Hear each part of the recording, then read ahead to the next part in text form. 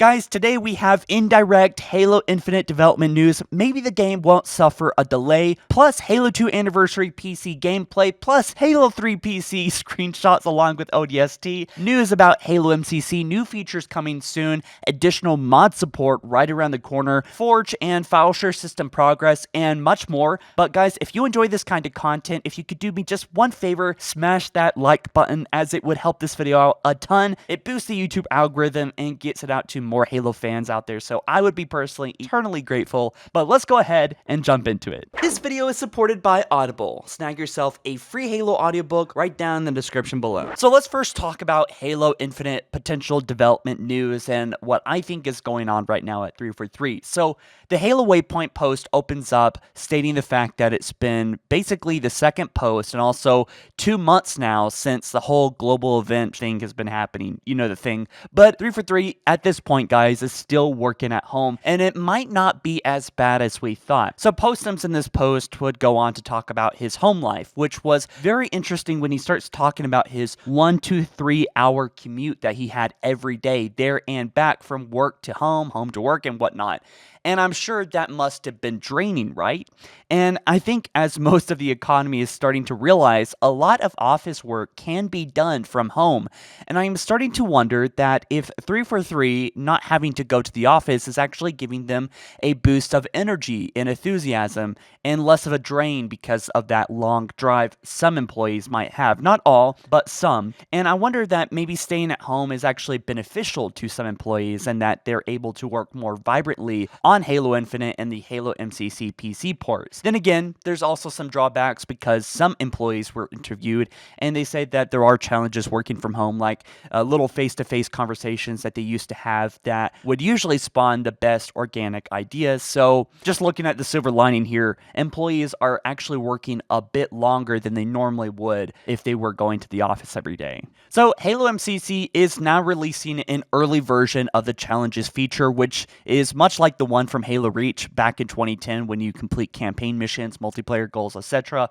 to get extra XP and I think rank up. And each Wednesday at 10 a.m. Pacific time, the weekly challenges will be refreshed. Now regarding Forge and PC file share for Halo Reach, we do have some minor news. They are still working hard on the infrastructure work for the file share system, which requires extra consideration for PC, and their goal is to support a cross-platform file share system, considering how many people will want to upload their creations on Forge, and having both working at the same time is essential for 343. So it's great to see that Forge and the file share system will go up at the same time, even though I think it is way overdue now that Reach has been out for about 5 months and it's still not officially here. But they are also improving on some other features like key binding functionality and also having secondary key bindings and getting push to talk support for controllers while playing on PC.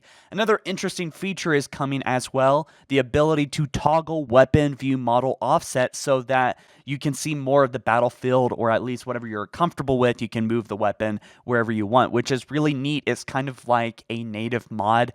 Also, all these images are work in progress, but it actually shows the potential of this feature, and I'm really excited for it, honestly. Now, let's talk about Halo 2 Anniversary and Halo 3. So, regarding Halo 2 Anniversary, I was actually lucky enough to finally get into a flight. I have never been into a flight, at least from what I remember. Maybe I missed an email before, but I found the game has worked pretty much exactly how I would want it to. I was going to make a whole video about it, me playing it, but it just, this is good enough.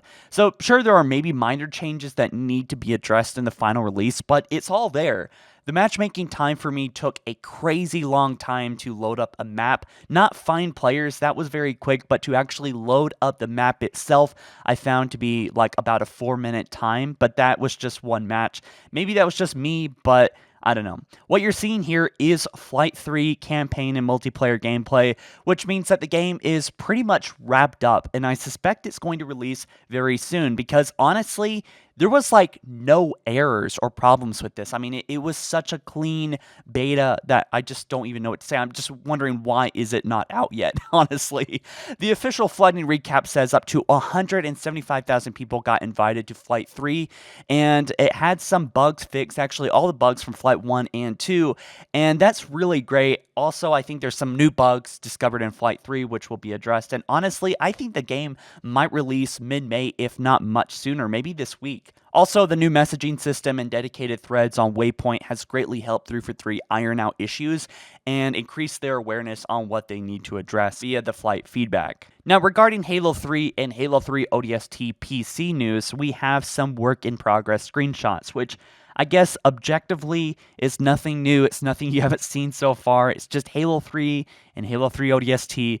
But it's exciting that they're actually sharing screenshots of this, because we're actually seeing it now. Halo 3 is functioning on PC, and so is ODST, which honestly is a dream come true for me, and none of this would be happening right now, I believe, if the Halo Online team, the El Dorito team, never made that push to making their, that Russian Halo 3, Halo 4 hybrid beta and pushed it out for the public, because that showed 343 how interested the community is in a PC port. And here we are a year later, getting all these updates, getting all these releases, all these images, all these it's just so exciting. And I'm so thrilled to see what is next for Halo. It is very exciting for sure. So we have another list of top community reported issues, which most will be addressed at some point. I've already said a lot of these in my past new videos for Halo MCC in the Waypoint post here, but I just focus on the new ones. If you want to read it, go ahead, pause the video. But pistol spread for Halo Combat Evolved with higher FPS will be addressed. Menu performance, double key bindings, aim assist, and Xbox performance. Now,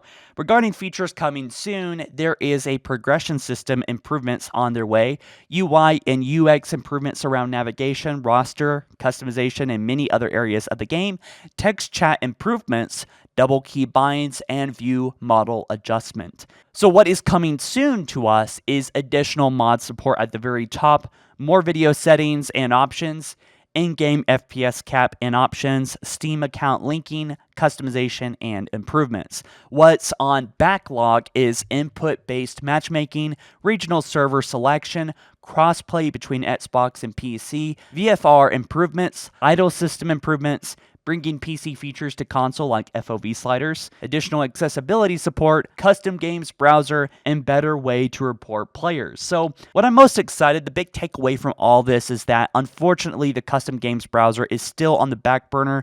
It is somewhere in the log. It will be addressed at some point, maybe in 6 months to 8 months from now, but it's not priority. But what I am excited that is on the top of their next priorities after they clear out this section, this era of all these updates, and maybe after Halo 2 Anniversary, is that they will start focusing on getting more additional mod support out to fans.